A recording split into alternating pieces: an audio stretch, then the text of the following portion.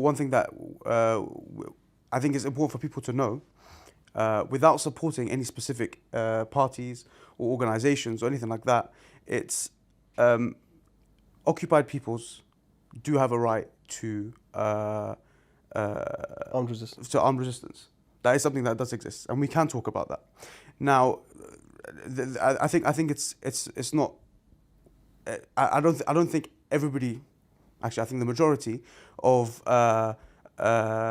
supporters of Palestine might disagree with certain things that organizations like Hamas have done in the past, which I think is fine. But sometimes they don't want to, whether we want to discuss that or not discuss that, because we were talking about the idea that the more egregious party, the party that's causing all of these issues, the true cause of this is the occupation of Palestine, right? So that's the root cause, and that's why we think also in the West, when we're looking at what influence we have being in the West, it's our government as well as the government of the US and the EU and some other governments in the EU that have influence on Israel and their trade with Israel and arms trade there. And that's why we focus on these things.